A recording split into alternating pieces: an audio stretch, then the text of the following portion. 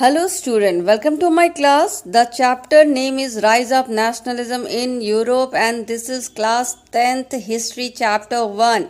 I am doing the second part of this chapter. Already I have completed the first part and in the first part I explain you that the nation state and nationalism was absent in Europe earlier, and with the French Revolution nation state and nationalism came into existence in Europe. I also told you what do you mean by nation state and modern state. I told you some histories of France and also about the Napoleon Bonaparte, his rule and how his rule came to an end. So now let's proceed to the further, and now we will see and analyze that how nationalism developed in the other countries of Europe. Alright. So we have to see that when the French Revolution was going on in France and when the France was seeing the formation of nation state and development of nationalism, when the France was under the control of Napoleon Bonaparte, during those time what was happening in different countries of Europe. So we are basically going to cover the period between 1750 to 1815. So let's proceed. So as you know, the concept of nation state and nationalism came into existence in 19th century. Before this, during 18th century, there was no concept of nation state in Europe and nobody knew about the nation state and nationalism. All were under the absolute autocratic rules of the monarch. There were many multinational at that time in the society. People used to belong to different culture, different language and different ethnicity group. You can see the many examples in the Europe of that time. There was like example of Habsburg Empire, which was a very powerful empire, which has the central control from the top to the all the area, but it was also very diverse, very much divided. It has multinational people. It has the people from Austria-Hungary, from Alpine region, from Sudetenland and from many other multinational groups were there. There was no unity, no sense of connection was there between them. They were only connected to the ruler but not with each other. And now we will see how the society of Europe was existing at that time. So basically there was three groups in the society in Europe during that time. The first group was of peasantry. Peasantry means farmers. This group was in majority, in very large number, and they were very poor people.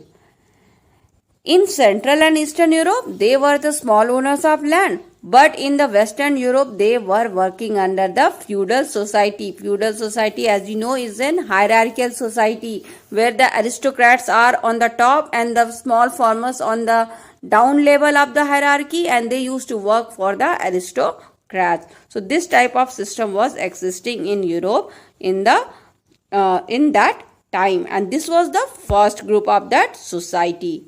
And there was a second group also, and the second group was of aristocracy. Aristocracy were in minority, they were in small number. But though they were in small number, but they were quite rich, quite powerful, and they had style, they had property, they had big houses, big farms and many other things. They were also called elites class. And they used to do marriage only between themselves, means one aristocrat family used to marry in the another aristocrat family only. Then came the third group in the society, and that group name is middleman. So earlier middleman group was not there in the France society. This group came into existence after the Industrial Revolution. Means before Industrial Revolution, in the European society there was only two groups, that is of peasantry and the second one is of aristocracy. There was no middleman before Industrial Revolution, but when the Industrial Revolution came, the new class came in the society, and that class was middleman group. And this industrial revolution, as you know, the first came in England in 18th century, but by the time it reached the other countries of Europe, it took 19th century. So with this, the new class came in the society. So, and with coming of the middle class, they brought many changes in the society. They include the commercial class group and the working class group, middle class group, rich businessmen and the professional. All were coming under this group only. They were basically educated people and they used to enjoy the privileges on the basis of birth. They used to give importance to the merit, and on the basis of merit only they were coming forward. They were making property, they were earning good in the society, and they were very educated, so they don't wanted any privileges to be given on the basis of birth. They were highly against it, and they wanted everyone to come forward with their merit and with their education.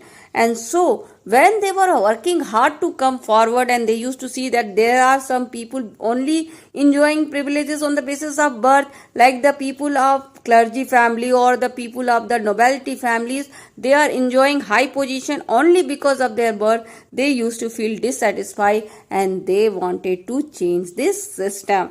And to change this system, they thought the best way to change this system is to bring nationalism in our society. So basically they give a new idea called liberal nationalism. So what is liberal nationalism? So basically when the middle class came, they came with two ideas. One is national unity and the second is liberal nationalism. In national unity, you have to bring the unity in the nation, and that can be brought only when there is a common culture, common tradition, common history, and also the government with the agreement of people. Only if this exists, then only you can bring the national unity. The second idea they had was of liberal nationalism.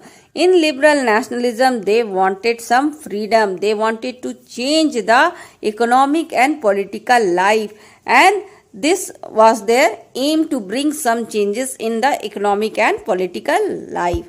So what were the changes they wanted to bring in economic life? What are the economic changes they were working for? They wanted the trade restriction to be removed, because they believe that this trade restriction is actually hindering their progress. So they wanted this trade restriction to be removed from the society. They also wanted that property rights should be given to all, because when we all are working, we are earning, we have the capacity, then we should also have the right to make properties like the people of clergy family and like the people of nobility family. The third thing they wanted to remove is the restriction which was there in the movements of capitals and goods between the two states. So these are some economic changes they wanted to have. Beside this, they also wanted some political changes. So what are the political changes they wanted? The first and foremost, they wanted to end the autocracy rule or the monarchical rule, and they don't wanted any clergy family to enjoy the privileges. So they wanted to abolish the privileges to the clerical class. Instead of monarchy, they wanted to establish the government which was in agreement with the people. They wanted a written constitution and also a representative government, that is the government which is coming to an existence with the vote of public. They also wanted equality before law and individual freedom. So these are the some economic and political changes they wanted under liberal nationalism. So as we know, the idea of middleman were two, national unity and liberal nationalism.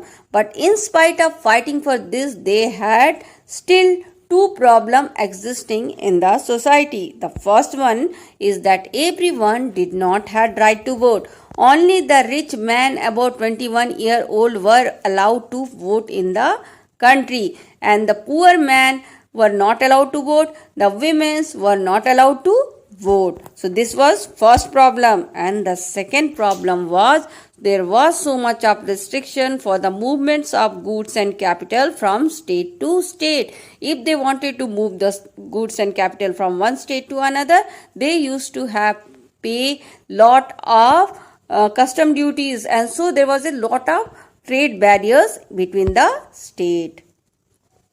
So due to this problem, the liberal nationalist lover, they brought in 1834 a new custom union, and this was named as Zollverein. It was a custom union which was started by the Prussia, and later on it was joined by the various other states of Germany. And what was the result of this custom union? The first, the trade barriers were removed from the places, and second, there were many currency in Europe at that time. Almost there were 30 currency at that time, and those 30 currency was reduced to number 2, and now there was only 2 currency in Europe, which made trade easy. And also they introduced uniform weight and measuring measures, because they thought that the weight and measuring method should be same everywhere. If a substance is weighted 5 kg in my state, then it should be weighted same 5 kg in another state also, because if the weight machine is different following the different system in different places, this will create problem for trading. So they introduce all these changes with Zollverein. So that's all for today's class and this part, and next part I will continue this chapter. Thanks for watching. Happy learning. If you like my channel, do subscribe it. Thank you so much.